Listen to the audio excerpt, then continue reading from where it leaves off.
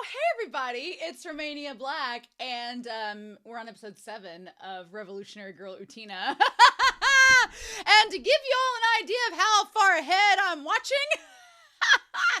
episode 1 has come out on YouTube, and episode 2 is out on Patreon, and I have comments to talk about. So it does feel good to be able to finally look at the comments, and there's lots of people commenting, which is super exciting.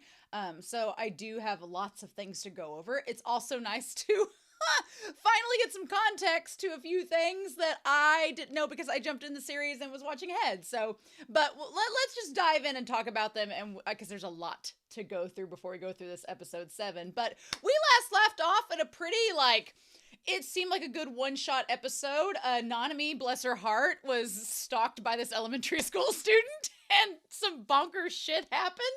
It was great, though. I talked about it in the reaction and discussion last week, but I like that when you have, a couple episodes every now and then to kind of break the monotony, to give some levity, and also just to have fun. And this is a 40-episode, 39 episodes in a movie series, so it's nice to take a break every now and then. And plus, it made me appreciate Nanami's character more, so I call that a win. But let's talk about this. So, Girl Groceries. She talked about how Utena's last name, Tenjo, means heaven above, which could connect to the castle, maybe? Maybe? That was my thoughts. And Anthony's last name means imperial princess. I feel like both Utena and Anthe are going to connect to that king, that prince, but we got to see how, right? Utena, her name actually refers to the outer cup of a flower that surrounds and protects the petals before they develop into the flower, and then Anthe means flowery. So yes, Utena's name is literally a reference to her protecting Anthe, which is what she's been doing most of this series so far, so that's really good. I like that. HBanana7 pointed out that Utena uses the first person pronoun of Boku.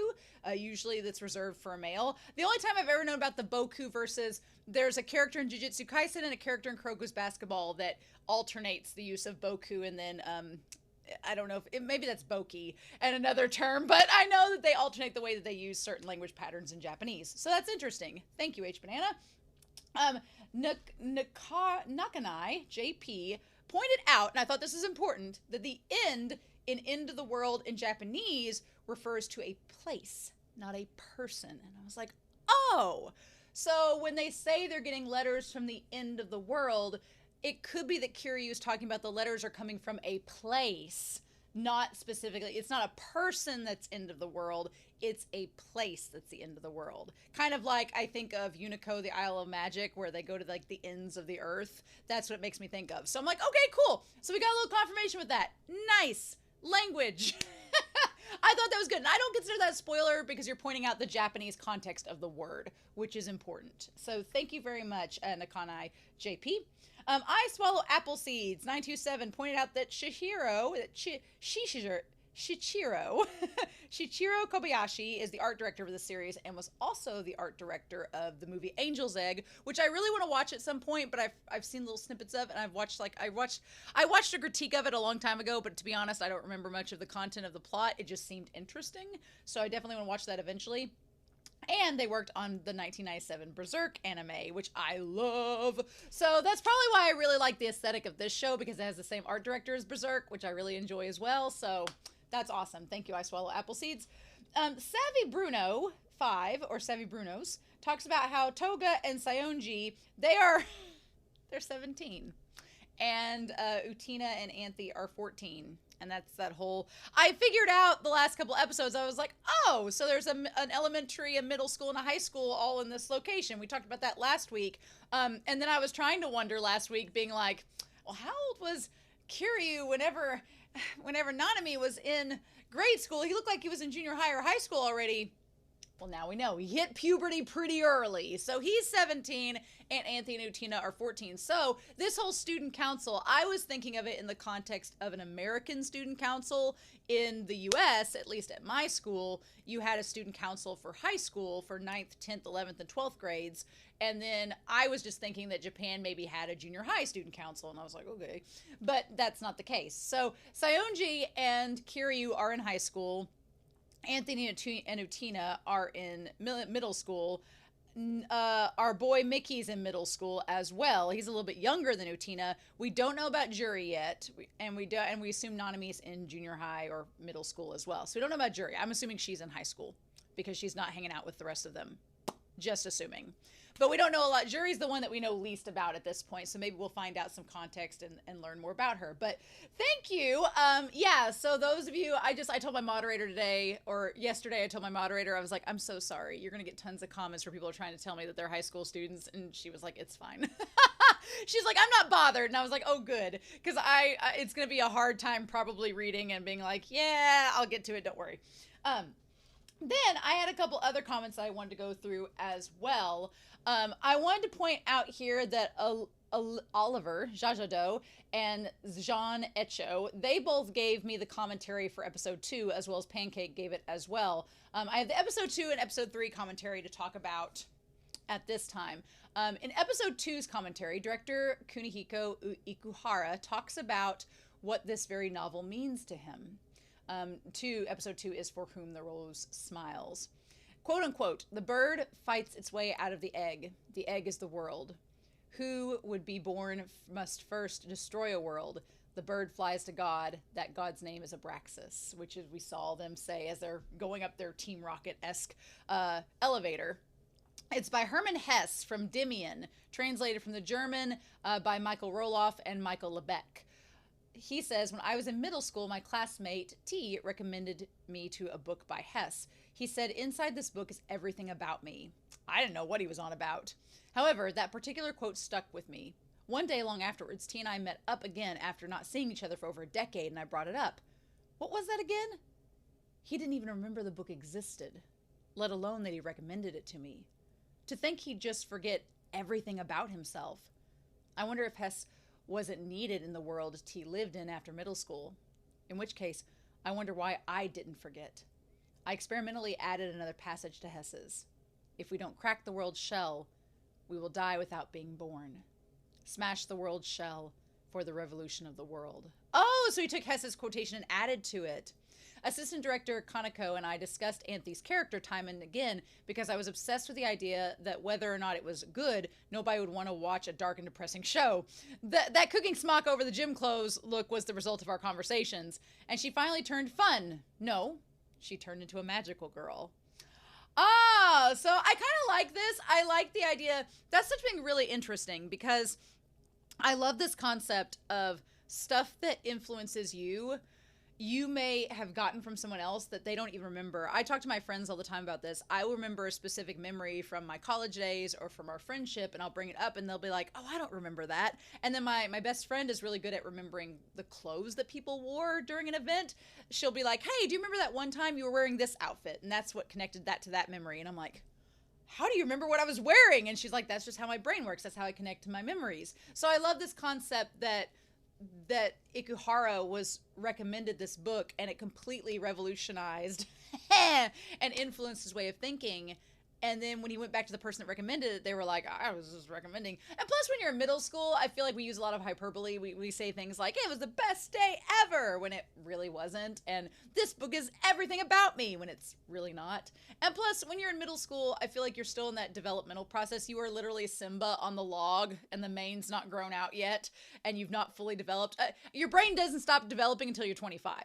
So you haven't fully gotten your shape made, I believe, until your late 20s. But that's so interesting. It almost feels like, I like the idea that they added the phrase, if we don't crack the world's shell, we'll die without being born. It's very carpe diem. It's very seize the day, very take advantage of the moment. You may not have it again.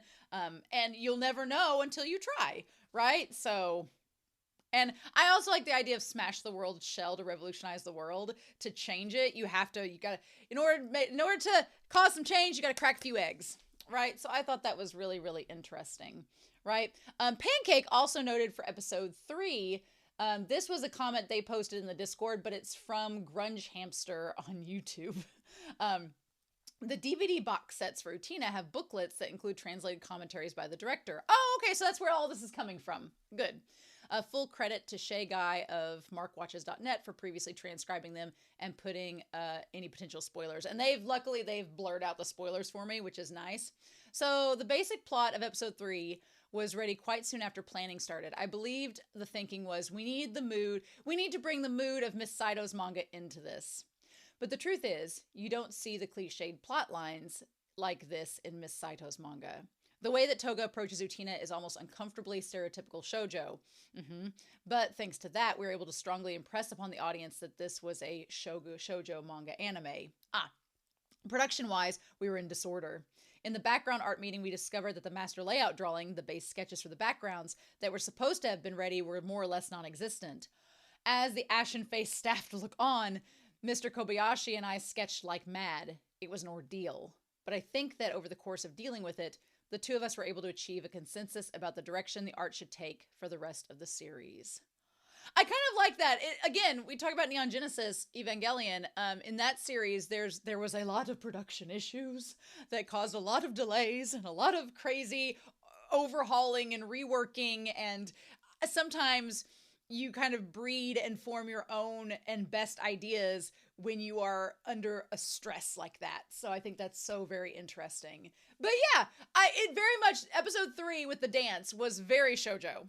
Very, very, very shoujo. But it kind of works for Utena because of how she's subverting it. So that brings me to the last comment. And I told my moderators, I was like, oh, the comments of Utena have started. And I don't know. I feel like because my channel has gotten bigger, it brings in more voices. And I'm always for people to like express new perspectives. I'm all about it. But being an English teacher, I will tell you all, there is an etiquette to polite and appropriate comments. And so far, there's only been one. So I'm like, okay, just the one bad apple in the bunch. But I'm going to go ahead and bring it up because we have a long ways to go. I am totally fine with people bringing out new perspectives. I'm not a psychology major. I'm a rhetoric and composition major. I did gender studies. So a big part of my graduate theses and stuff like that was dealing with gender, and I'm not going to go into equality feminism versus third wave feminism versus intersexuality or intersectionality. I'm not going to do it because we could be here all day.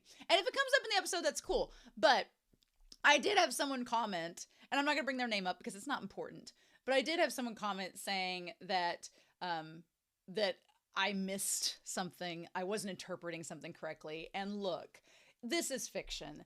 I very much loathe the idea when people treat opinions as fact, because that's not how this works. Now, if you can cite me a source, again, English teacher, if you can cite me a source, you don't have to put an MLA, I'm off duty. But if you can cite me a source in the content, in the comments that tell me that this is what the mangaka said that means, then you get some credibility because you're coming from the creator themselves. But if this is just your opinion and you're putting it out there as if it is fact, then I'm going to have to fact check you and be like, no, your opinion is your belief, but it does not mean you are right. It does not mean I am wrong.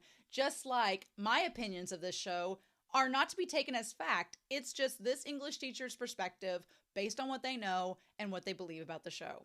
And that's it. But I did tell my moderators, I was like, if you see anybody commenting rudely and they can't be polite and have etiquette and create a proper dialogue and discussion, I'm not interested in reading it because I don't want to break my blood pressure. I don't want to bring my blood pressure up. I'm not a spry chicken anymore, but that's just the way it's got to be. So be tactful. I'm an old bitch. Be tactful. Be polite. It's great to express different opinions, but be credible. Be polite, and if you're going to do it, don't tell me I'm wrong. There are more polite and appropriate ways to do that, especially if you want someone to comment. And most of these people that comment, they just want attention in the comment sections. They're not actually trying to create a dialogue, and that's fine. But don't expect me to read your stuff if that is the case. So that's just where we stand on it. But basically the comment was talking about how Utena was victim blaming Anthe, and that it was like Utena was stuck in this like just basically saying she wants to be the prince and reprimands other girls who aren't strong enough. And I don't know. I personally disagree with that. Basically, I personally ascribe to either the 1980s equality feminist movement, which a lot of people misunderstand and think that feminism means girl power. And I'm like, no, we're not bra burning 60s and 70s. You can be, I guess. But feminism is intensely complex, intensely layered. And even from the 80s to now, there are several waves of it. And it has so many different meanings for so many different people. But if we're looking at Utena, we can't really go with the 2000s intersectionality because that's more modern. So I would focus with Utena on 1980s, which focused on emphasizing the similarities and differences between men and women to get equal treatment. It was called difference feminism or equality feminism, and it's still aimed at equality between men and women, which I find appropriate. But it's basically talking about identicality and sameness, that they're not necessary in order for men and women with masculine and feminine values to be treated equally. Then you have the 1990s, which is like grunge, third wave feminism, which is more about abolishing gender role stereotypes and expanding feminism to include people of all races, classes, and cultures. So it's a much more inclusive, kind of like very much, we're going to tear down the system of gender roles and all of this. So I think Utena's kind of like mixing in both of those. But again, I'm just out here trying to enjoy myself and watch this show. But I don't think that Utena was necessarily doing something that we should frown upon when she told Anthony, and I went back and watched episode 1 because I was like, did I miss something? Was I wrong? I don't think I was. Sorry about you. But when she says, Saionji shouldn't treat her like that, yeah, she's telling Anthony to pick herself up and stand up for herself. But I don't think that's victim blaming. I think that this person commenting, I don't exactly agree with what they were saying. Respectfully, you think what you want. Anyway, I have rambled for over 15 minutes, right? So we need to just go ahead and start this episode. I'm super excited. I hope you all are as well. But we're going to get started with Utena, Revolutionary Girl Utena, episode 7. And we're going to do that here in 3, 2, 1. And let's go.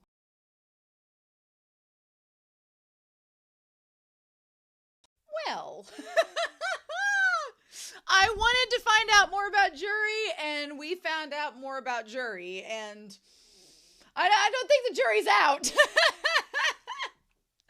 about what Juri wants. So I really liked this episode a lot, and I especially liked that Juri is kind of challenging Utena a little bit and saying like, hey, what's your deal? And you need to talk, why are you doing this? What are the reasons behind you doing it?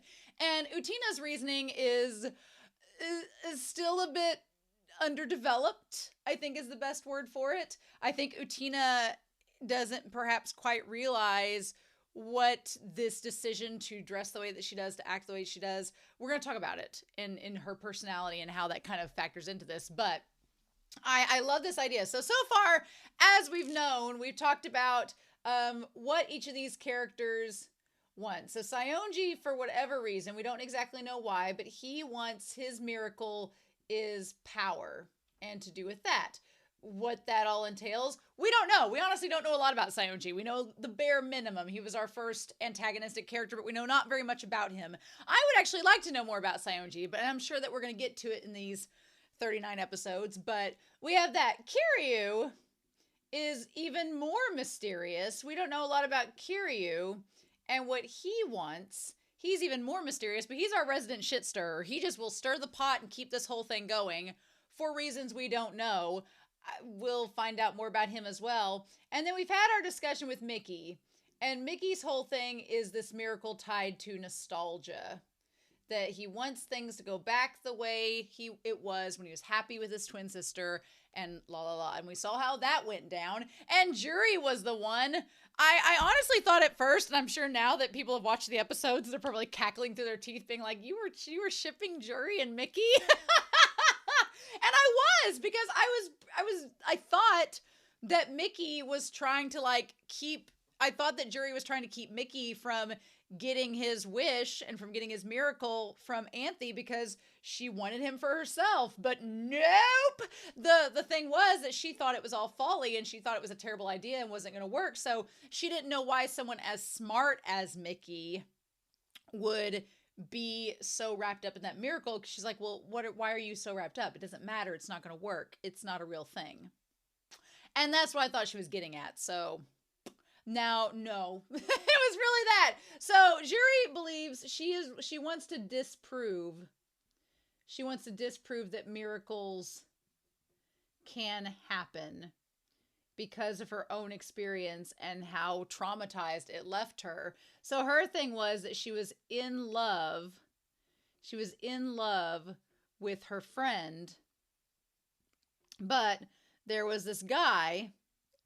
I said nameless white guy, and then I'm like, well, they're Japanese, so he's not white, but he had the white roses around him, so we'll go with that. But White Rose Man, the guy, he liked he liked Juri, and the friend wanted the guy.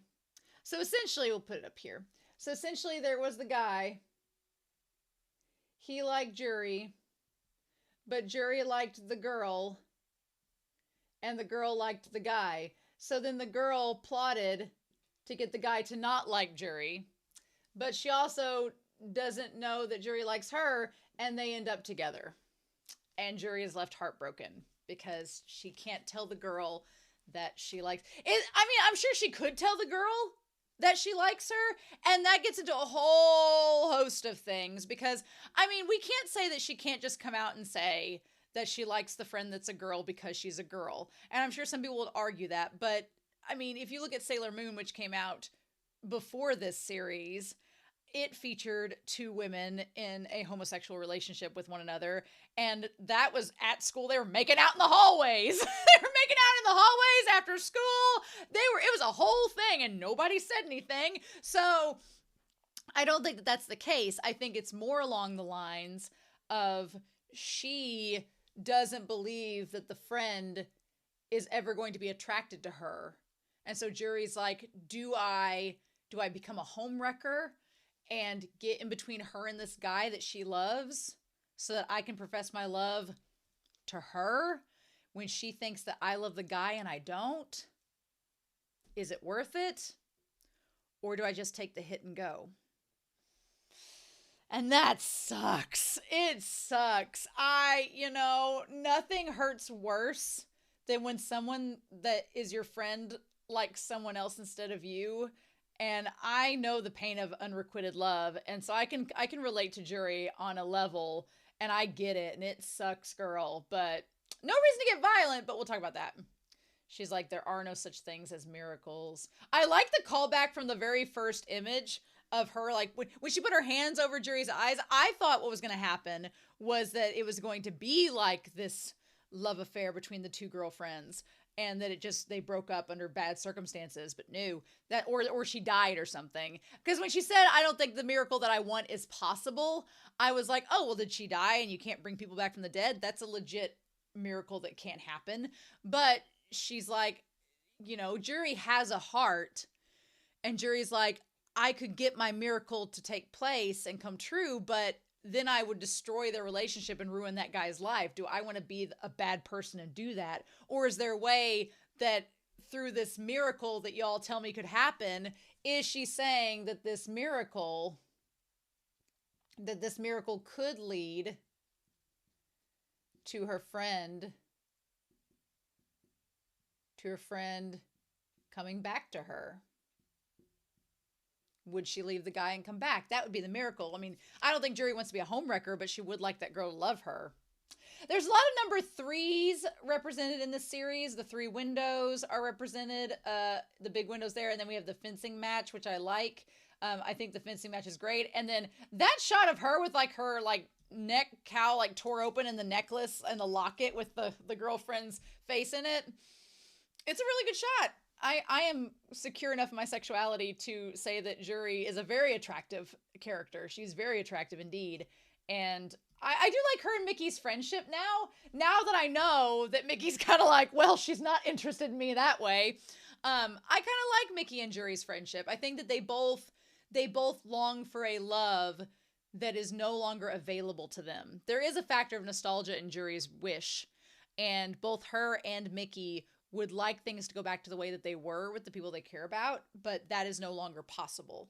And so that's so interesting to me. The thing about Mickey's wish is that Mickey thought that Anthe playing the piano would give him the chance to have that nostalgia return to him. In Juri's case, honestly, the only way that Juri's wish would come true would be if Anthe could take the place of Juri's friend, which would tie into things, but I don't think but then Juri's like, you're not my friend, so it's not the same. So yeah, her impossible dream Definitely. So I honestly thought at the beginning of this, when the vice principal was talking about you and the student council coming through for us, and all the other teachers were impressed, and they said went much better than previous years. I guess this giant blazer with the lapels and everything are just part of student wardrobe, because she's wearing like the salmon slacks and she has like the salmon shirt underneath it, but I guess nobody really comments on it or seems to care. But what he said here to her when he asked her, he's like, the activities have earned you a place in our academy's legacy. And he goes on for some time about this. And she's like, okay. And then he says, why don't we discuss the student council's plans over lunch? That was sending off a lot of red flags. Because first of all, like the vice principal, you don't go have lunch with students behind closed doors. That's a big no.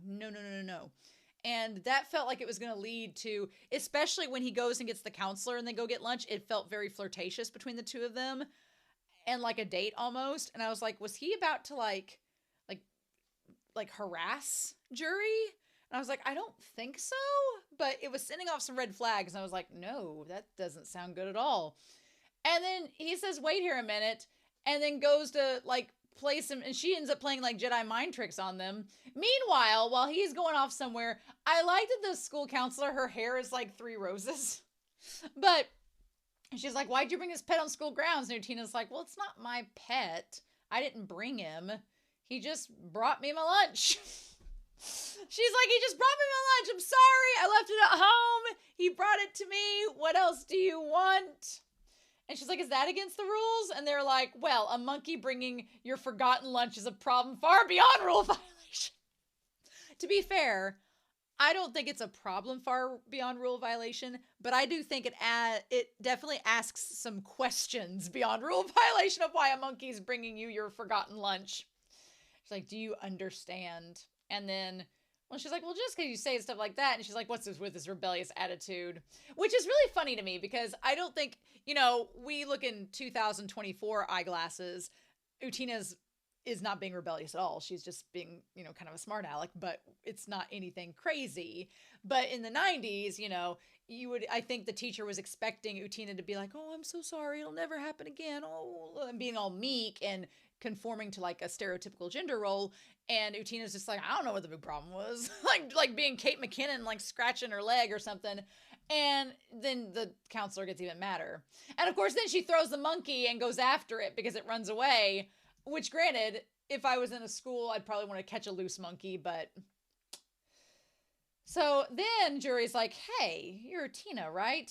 And she's like, hey, you're in the student council, right? And she's like, I want you to come over here and talk to me for a second. And Utena's like, I mean, I guess. When she first walked away, I thought she was just going to completely ignore Jury. And I was like, well, that was kind of rude. But no, she goes over to the other window. What's funny is Jury never moves. And she's like, oh, hey, I'm kind of busy right now, so sorry.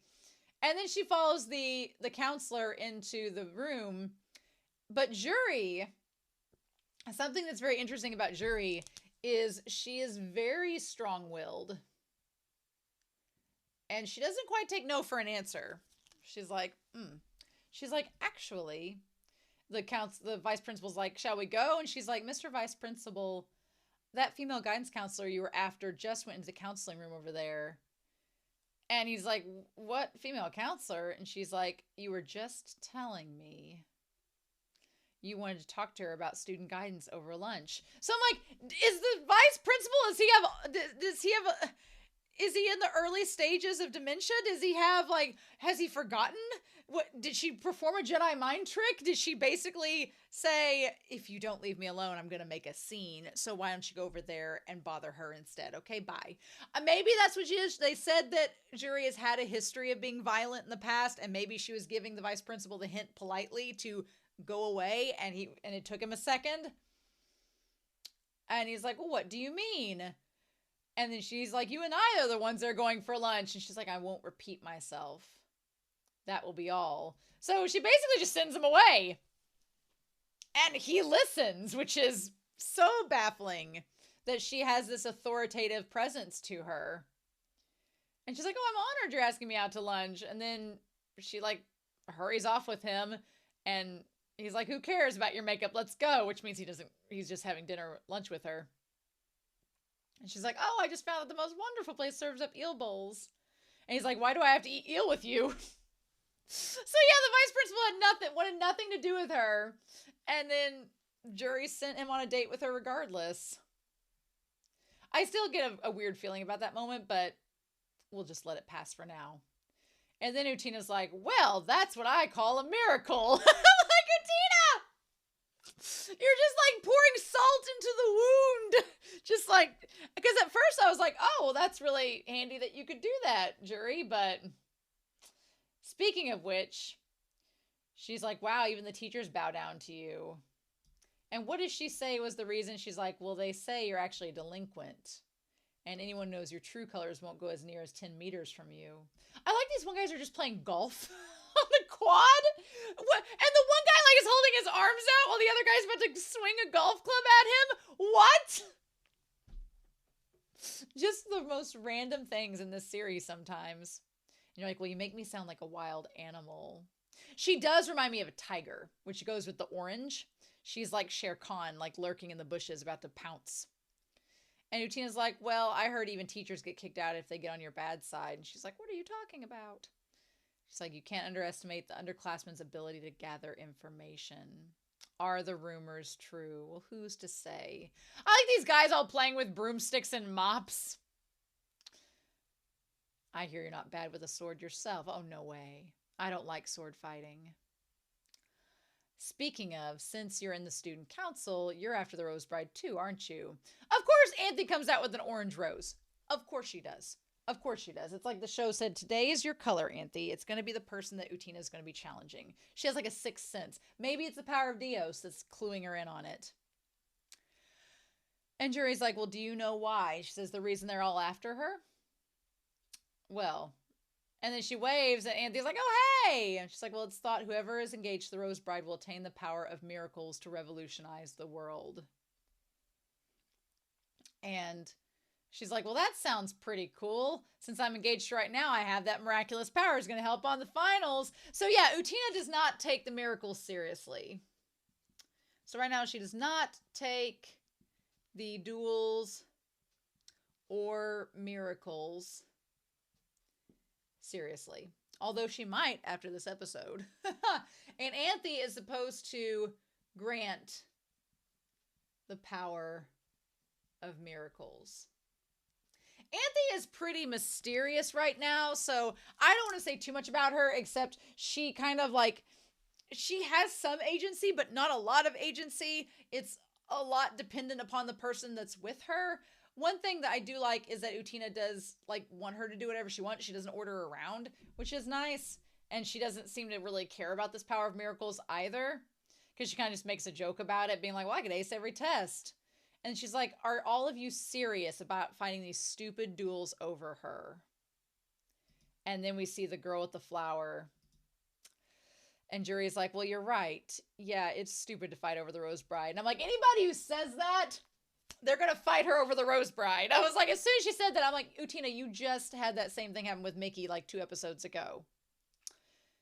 Believe in miracles so that your wish may come true. And those words, they're such like a sting for Jury, right? Because it's like the girl saying, oh, just believe in miracles and they'll come true. And Jury's like, well, my miracle is that you'll fall in love with me, but that's not happening. You can't make someone love you. There are no such things as miracles. And Utena's like, great, I'm glad we're on the same page. Good deal. So, yep, and that's pretty much, they call Utena to class. And then Anthe comes by and gives her the rose. And Anthe is just being nice the first time around. She's just being nice to her and offering it to her. But Jury takes it the wrong way and smacks her over it. And Anthe's like, I was just trying to be nice. Now, the second time she does it, I was like, Anthe, girl, you don't have to be nice every time.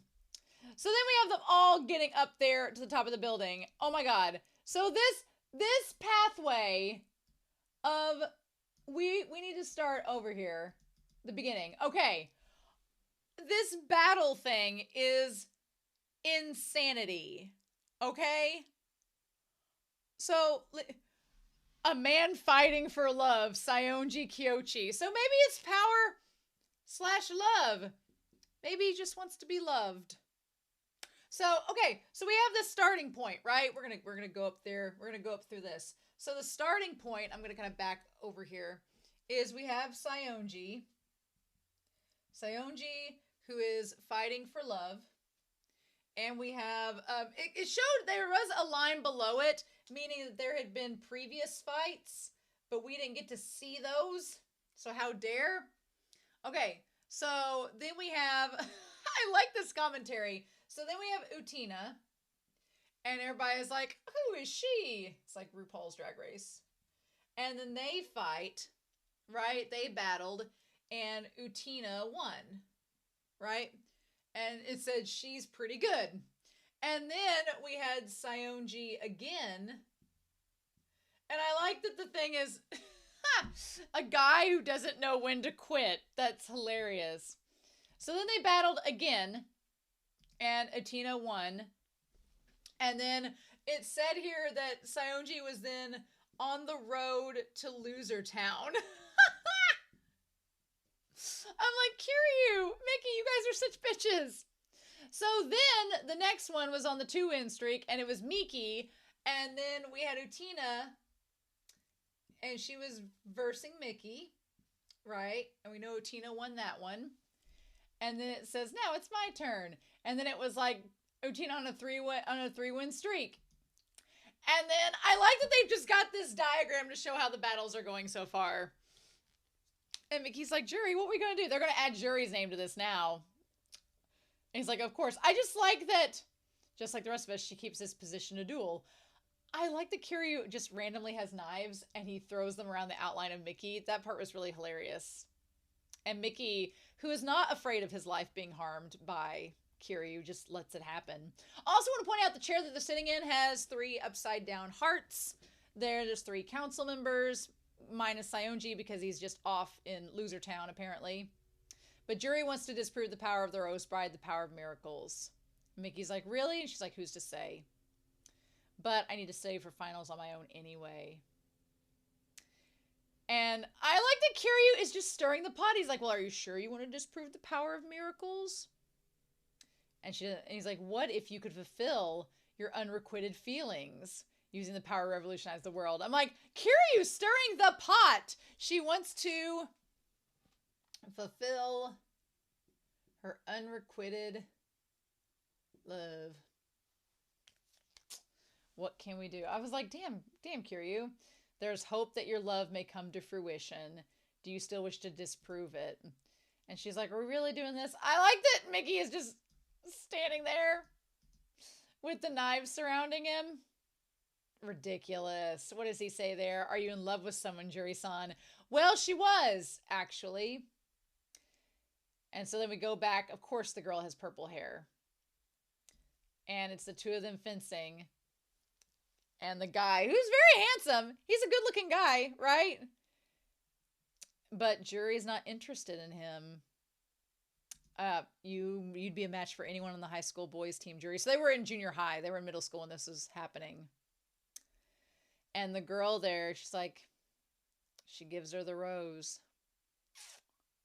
So then it shows her in between the 2 of them. She's like, but even then I knew that this love would never go anywhere. Right. So it's like, I'm kind of reminded of Puella Magi Madoka Magica in a way, but in a different way. So I won't spoil that series. But essentially, I like that line. I knew this line of thinking wouldn't go anywhere. I like how it works for 2 different angles. One, Jury knows that she's not attracted to the man that likes her. And so that's strike 1. And then strike 2 is she recognizes that the friend likes the guy, not her, Jury. And Jury's like, on to the friend, it just looks like Jury's not interested, and the guy's pining away at her for no reason when the friend likes the guy. So the friend's like, well, if you're not taking the bait, Jury, then I'm gonna do it. If you're not gonna go after him, then I'm going to. And Jury doesn't stop her because Jury didn't like him. And yeah, in junior high, there's the picture of all of them. I think you were always first in his thoughts, Juri-san.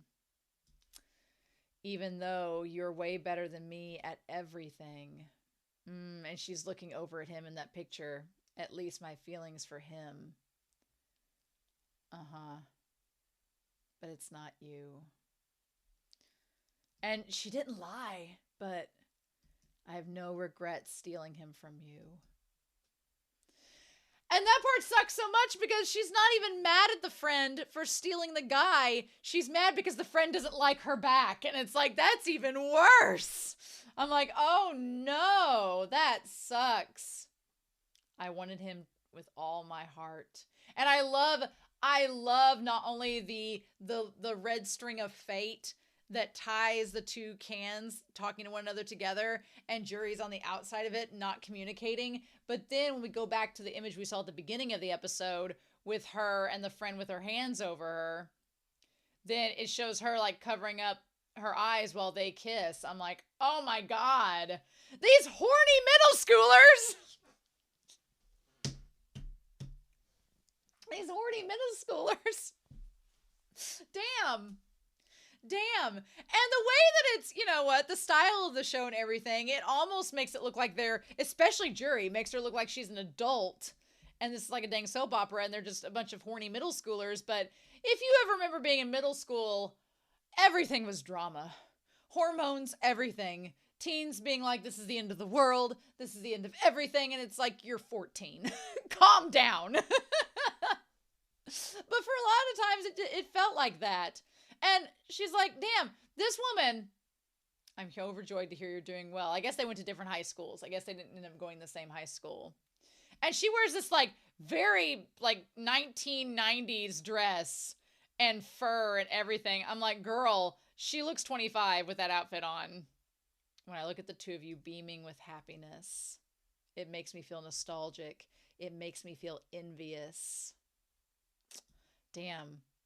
And that shot of her just like throwing the letter and everything to the ground and just her at the desk with the lamp. Oh, it was a good shot. And she's just in the picture looking sullen. So yeah. So she goes out and Utena's just running around taking Choo-Choo back. And it's like she runs into Juri, who's, you know, just out on the town going to meet up with her. I like visually in this scene, there's the sculpture of the two cherubs holding hands in between Utena and in between her and Juri. It's great. And so she sits there and talks with her, and they have this conversation.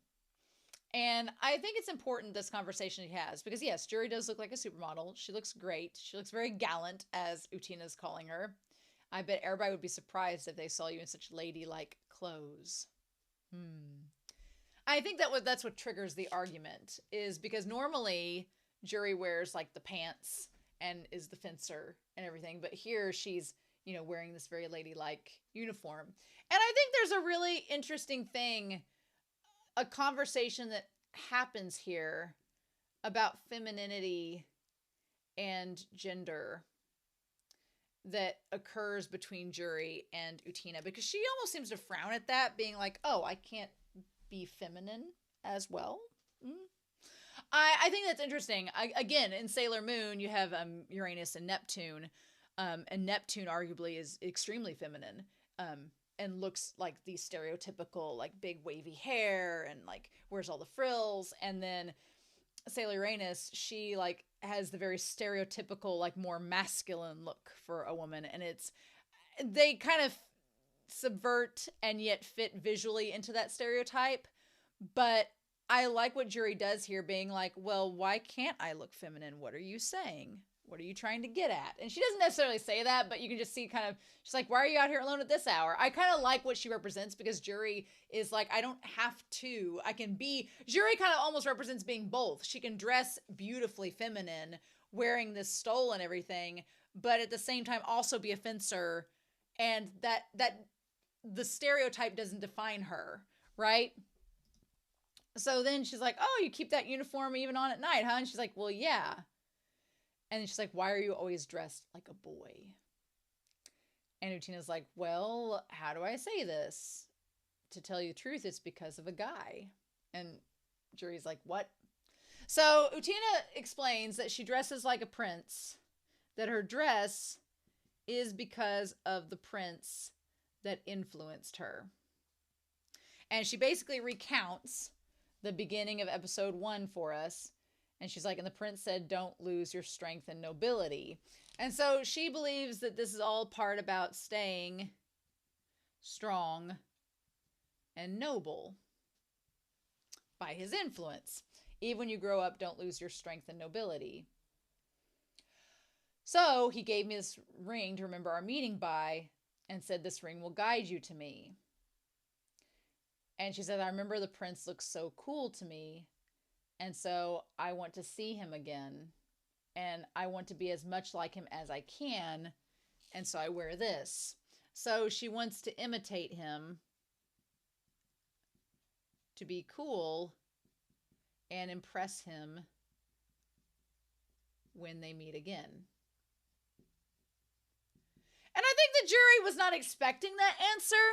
I don't think the jury was expecting that answer. If I'm being honest, I feel that jury was maybe hoping, and there's no confirmation of this, it's just my kind of thoughts about her interaction. I think maybe she was kind of hoping to find a kindred spirit in Utena, being like, hey, you know, you're dressing like a guy, but you're a girl, so maybe, you know, are you and I more similar than it may appear on the outside? And then when Utena answers to her that, oh, she's just doing this to impress a guy, that seems to maybe remind your jury of not only her friend, but be like, oh, so this isn't about your sexuality or identity. It's just you trying to put on these clothes and act cool. Oh. And to her, I think that's why she gets mad in that moment. And I thought when she like leaned into Utena, she's like, oh, well, you must think it's a really weird story. But I don't believe what the student council says about the Rose Bride and the power of miracles. Though, how should I put it? I can believe that he and I are linked by destiny.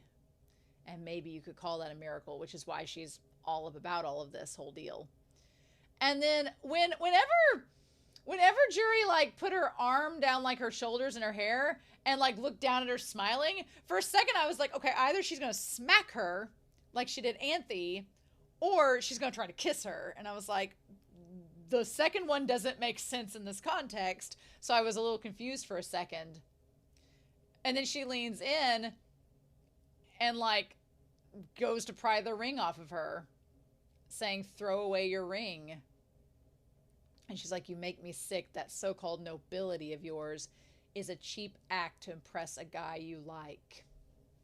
So Jury's kind of calling her out, being like, do you actually stand by these principles? Do you actually believe that you're a prince? Are you actually trying to be this noble person, or are you just putting on a costume? And it almost seemed like Jury thought of it as an insult to her, being like, are you just putting on a costume and pretending to be like us, but you're not?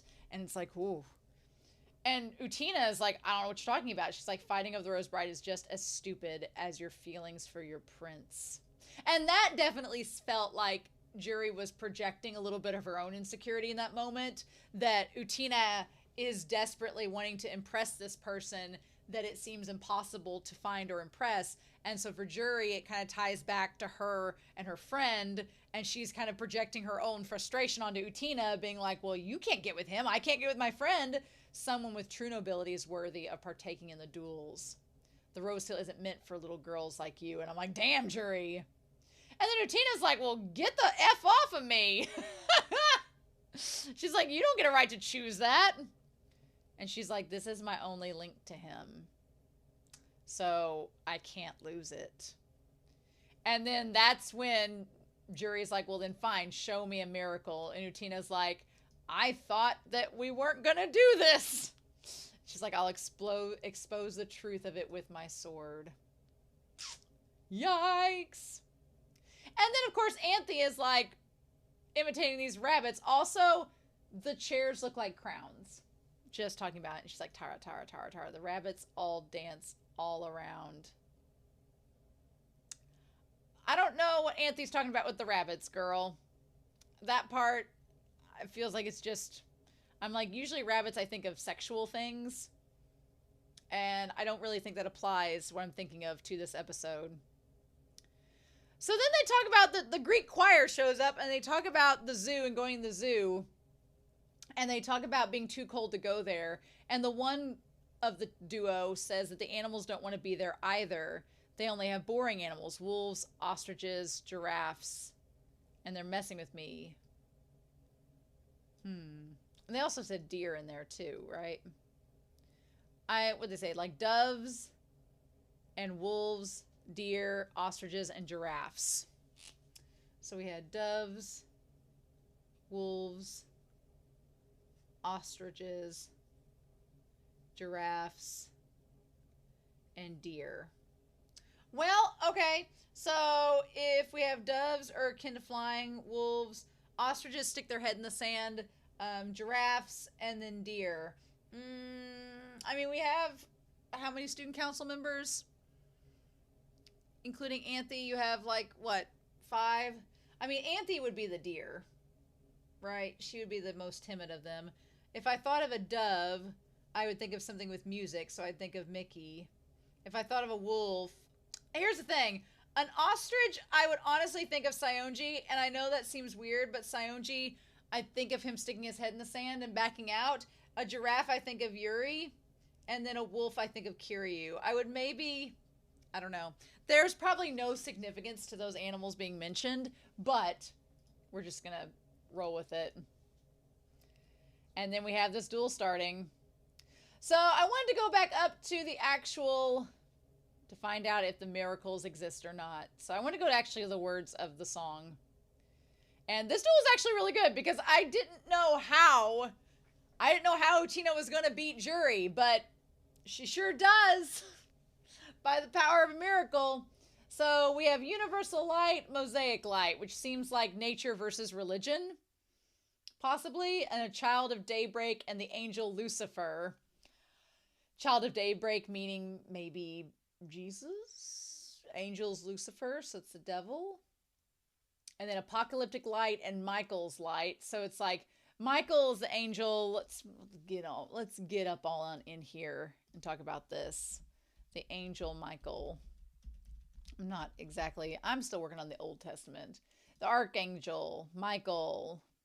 He battles Satan. So there we go. That would explain it. When we have an angel versus demon, basically. Child of darkness, androgynous. So that's interesting. Talking about androgyny, in which we have like a vagueness between the genders being connected to darkness. So, oh no, we're subverting gender roles. It is the devil, no. But it says fire's lights, heaven's light, hell's light, heaven's light. The hierarchia of the heavens, which I'm assuming is the hierarchy. Right? I feel like, yes, it's a way of organizing. Yep, the hierarchy of the heavens. And it says illusory light, eternal light. And then fanciful machination, capricious birth. I never really use the word capricious, but doesn't it mean given to sudden and uncountable changes in mood or behavior? Like, so very unstable birth.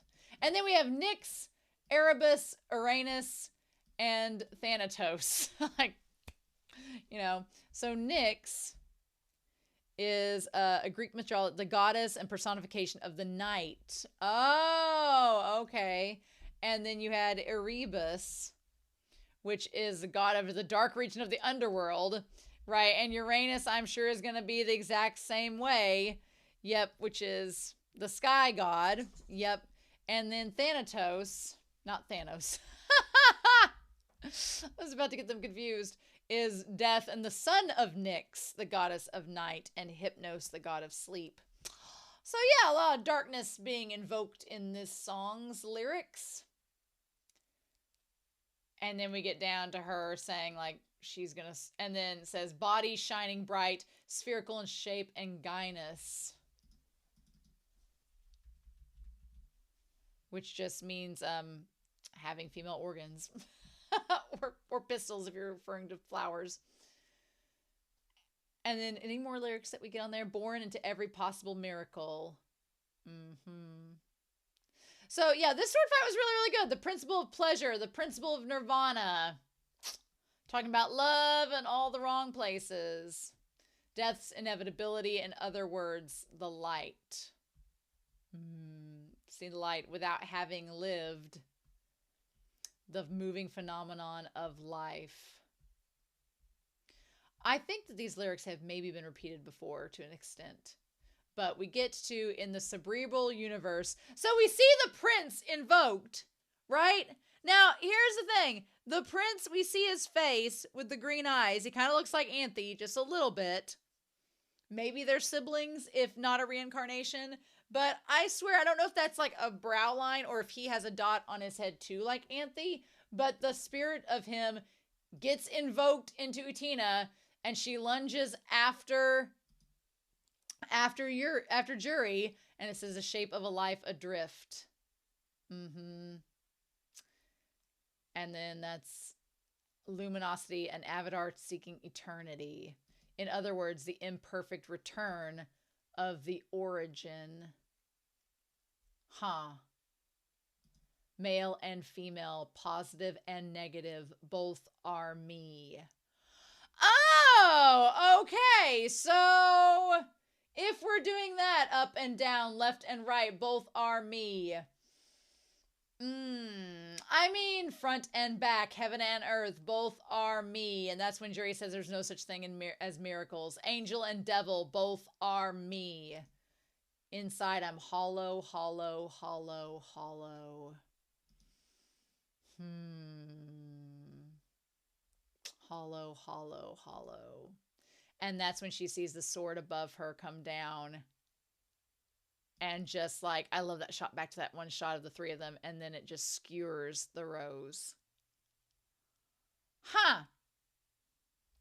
So, here's the thing. There are some interpretations that I think could come from this, right?